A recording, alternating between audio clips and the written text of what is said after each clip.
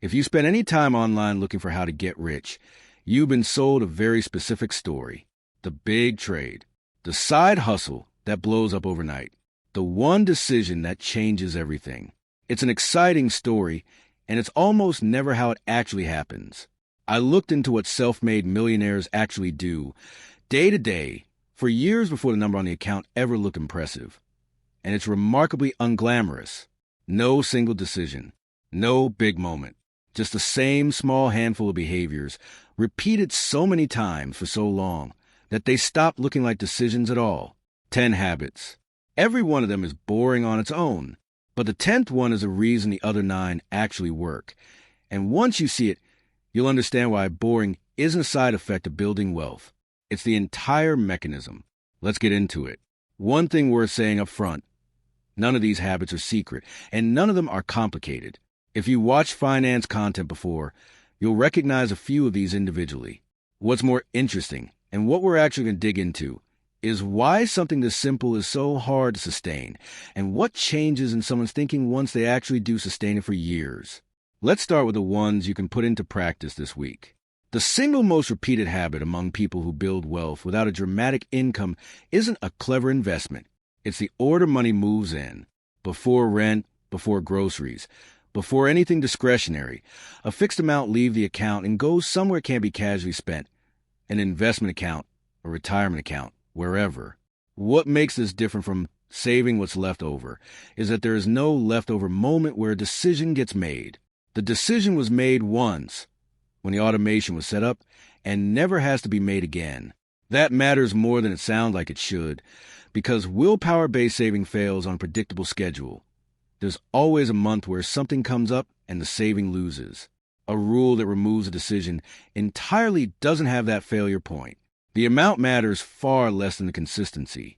Someone automating a modest percentage for 15 years will, in almost every realistic scenario, end up ahead of someone who saves aggressively in bursts and stops for long stretches in between. The habit isn't the percentage. It's that the transfer happens whether or not anyone remembers it happened. The real pattern. The habit isn't spending less. It's removing the moment where spending more was ever an option. Here's a habit that's almost invisible because it's defined by absence. Nothing happens. Income goes up. Spending doesn't or barely does. This runs directly against a very natural instinct. A raise feels like permission to upgrade the car, the apartment, the vacations, because the number now technically supports it. People who build lasting wealth tend to treat a raise as something closer to found money that gets redirected into the same automated system from segment 1, rather than absorbed into a new, higher baseline of spending. The reason this matters more than it seems. Lifestyle upgrades are almost always permanent, while income increases aren't guaranteed to be. A bigger apartment, once you're used to it, is extremely hard to downgrade from without it feeling like a step backward. Keeping the baseline flat while income rises isn't deprivation. It's just refusing to let the finish line move every time you get closer to it. The real pattern, the habit, is what doesn't happen when income goes up, not what does.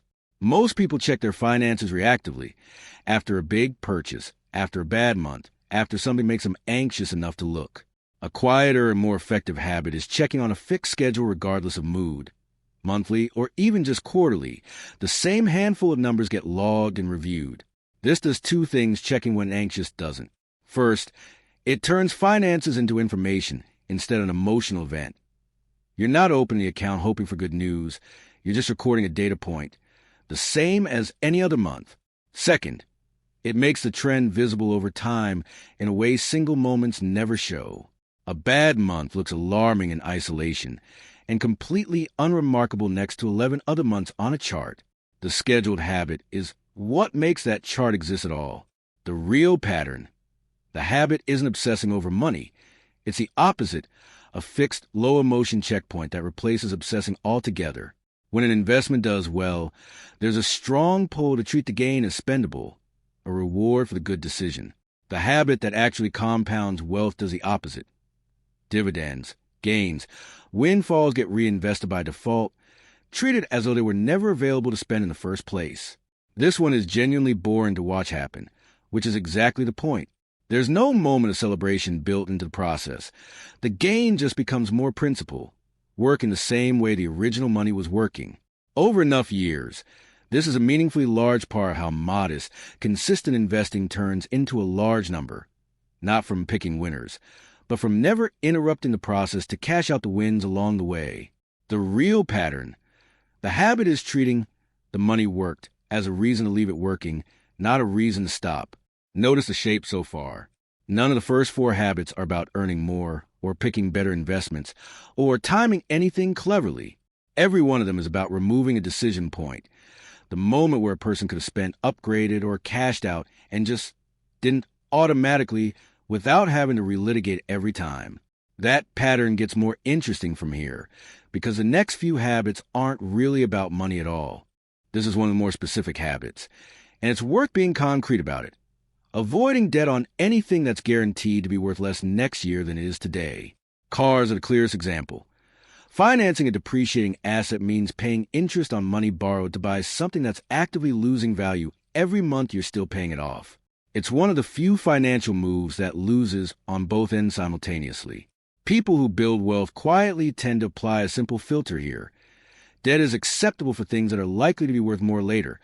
A home in a reasonable market, an education that increases earning capacity, a business investment with a real return case. Debt for something that depreciates the moment it's driven off the lot gets avoided almost as a rule, not case by case. This shows up as driving older, paid-off cars far longer than seems necessary to an outside observer, not because the money isn't there, but because a paid-off, depreciating asset is a far better financial position than a finance one. Even when finance one looks nicer in the driveway. The real pattern. The habit is a simple filter applied consistently. Will this be worth more or less later? Not a case-by-case negotiation with willpower. This habit gets mentioned constantly and dismissed just as constantly, usually because it sounds like generic self-improvement advice. What actually matters isn't reading in the abstract. It's a fixed, recurring block of time protected specifically for learning about how money, markets, and decisions actually work, treated with the same seriousness as a bill that has to be paid. The value isn't any single book or article. It's that financial literacy compounds the same way money does. A slightly better understanding of taxes or risk or a specific investment vehicle, applied consistently over a decade, avoids costly mistakes that a single bad piece of advice at the wrong moment can undo years of good habits. The habit isn't get smarter. It's protecting a specific, recurring block of time so that getting smarter isn't left to chance. The real pattern, the habit is a protected time block, not the specific thing being learned in it.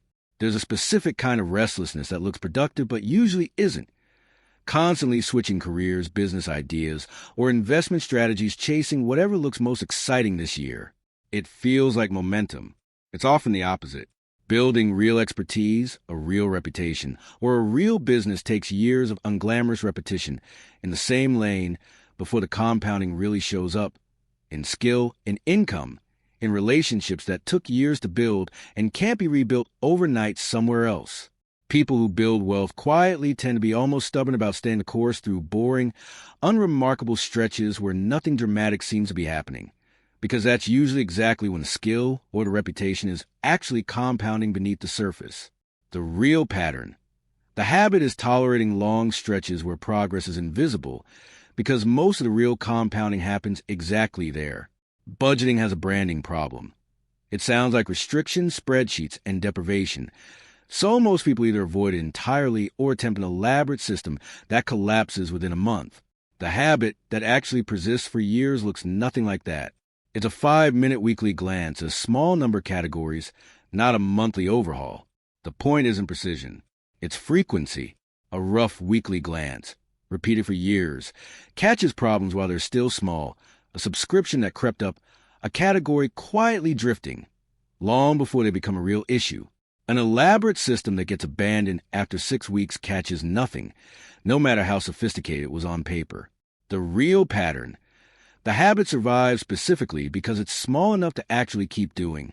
This is a habit most likely to feel like pure expense with no payoff, until the 1 year it isn't. Insurance, emergency funds, basic legal protection. None of it grows anything, None of it feels like progress, and it's the first thing that gets skipped when someone's trying to accelerate.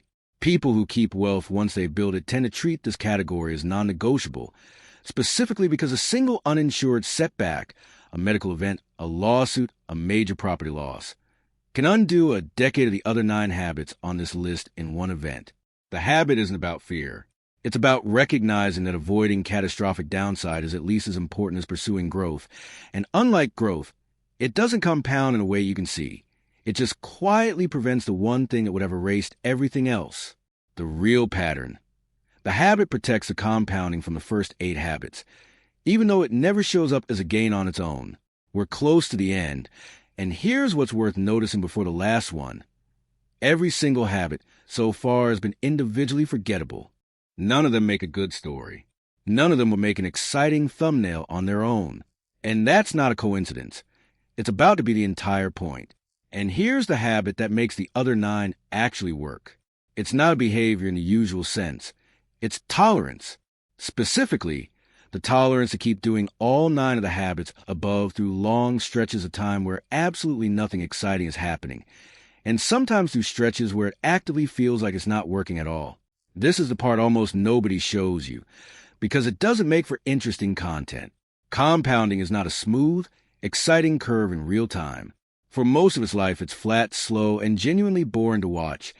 The kind of progress that doesn't look like anything at all for years, right up until, quite suddenly, it does.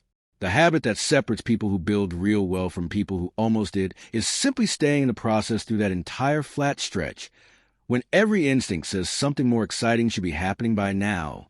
This is where market downturns matter most. Not because avoiding them is possible, but because the habit is continuing to invest through them rather than stopping. Every one of the previous 9 habits gets tested hardest during exactly the years when the numbers look worst. Automation gets paused, budgets get abandoned, learning gets deprioritized, patience with a slow career runs out. The habits aren't actually hard to understand. They're hard to sustain through the specific years where quitting looks reasonable. And this is the real reason boring isn't a side effect of building wealth. It's the mechanism itself. Every habit on this list works by removing excitement from a decision. The automated transfer, the flat spending despite the raise, the reinvested dividend, the paid-off car, the protected reading hour, the 5-minute budget glance, the insurance nobody wants to buy. None of it is dramatic. All of it, repeated without interruption for long enough, becomes a version of wealth that lasts, quietly and almost entirely invisibly, until one day the number on the account reflects a decade of decisions nobody ever saw happen. The real pattern underneath all 9 before it. None of these habits are individually powerful. What's powerful is the years spent not stopping. If you take one thing from the last 40 minutes, take this. You don't need a better habit than the 10 on this list. Almost everyone already knows most of them. What separates the people who actually build wealth is simply doing them for longer than feels reasonable, especially through the years that don't feel like progress. If this reframed how you think about boring and money, I made a video right before this one on how the truly wealthy actually spend, save, and invest day to day. It goes deeper into a lot of the same underlying pattern, just from a different angle. I'll leave it linked here if you want to keep going. If you want the step-by-step playbook behind everything I just covered, I put it all together in the Financial Freedom Blueprint / the Time and Location Freedom Playbook. Links in the description and pinned comment. Like this video if it was useful, and subscribe if you want more wealth tips every week. Thanks for watching, and I'll see you later.